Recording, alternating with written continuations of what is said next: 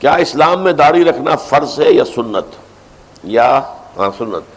داڑھی جو ہے فرض نہیں ہے، سنت مؤکدہ ہے، لیکن بعض علماء کے نزدیک واجب ہے۔ واجب یہ سنت مؤکدہ اور فرض کے درمیان آتا ہے، فرض پھر واجب پھر سنت مؤکدہ پھر سنت غیر مؤکدہ پھر نفل اور پھر مستحب یا جو مباح، یہ درجات ہیں۔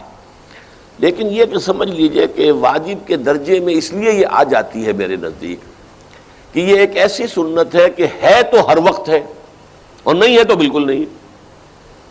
بعض اوقات آپ سے کوئی سنت مؤکدہ بھی چھوٹ گئی، فرض کیجئے کہ آپ گئے تھے، ظہر کی جماعت کھڑی تھی، آپ نے 4 فرض پڑھی ہے، اور وہ یہ کہ آپ نے پہلے 4 فرض جو ہیں وہ رہ گئے آپ کے، تو یہ بعض لوگ جو ہے بعد میں پڑھ لیتے ہیں کہ رہ بھی جائے تو کوئی ایسی بات نہیں، سنت مؤکدہ ہے، فرض تو نہیں تھا نا۔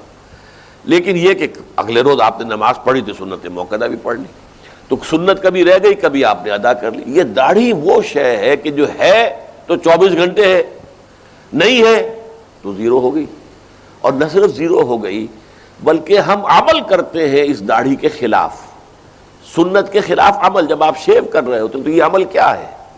گویا کہ آپ اپنے ہاتھ سے اللہ کے رسول کی ایک سنت اور ان کے حکم کی نافرمانی کر رہے ہیں شیو کرتے ہوئے۔ اور پھر یہ کہ میں چونکہ یہ بھی عرض کیا کرتا ہوں عام طور پر، داڑھی وہ شے ہے، باقی تو جتنے نیکی کے کام ہیں ان میں کچھ خرچ ہوتا ہے، وقت لگتا ہے، نماز پڑھی وقت لگا، پیسے دیے صرف ہوئی آپ کی دولت سے۔ داڑھی وہ سنت ہے کہ آپ اس میں پیسہ بچاتے ہیں، وقت بچاتے ہیں، خرچ کچھ نہیں ہوتا، بچتا ہے۔ اب ظاہر بات ہے ان تمام باتوں کے بعد بھی داڑھی نہیں رکھتے تو اس کا کیا مطلب ہے؟ کہ ہمارے ذہنوں پر مغربی تہذیب کا اتنا غلبہ ہو گیا ہے کہ ہم وہ شکل و صورت اور شباہت جو بھی دنیا میں اس وقت عام طور پر ہے بس اسی کو اختیار کرنے کو ترجیح دیتے ہیں، اور حضور صلی اللہ علیہ وسلم کے سنت کی پیروی نہیں کر رہے ہیں، اور یہ چیز جو ہے میرے نزدیک بہت بڑی بات ہو جائے گی۔ من رغب عن سنتی فلیس منی، حضور نے فرمایا جسے میری سنت پسند نہیں ہے پھر اس کا مجھ سے کوئی تعلق نہیں۔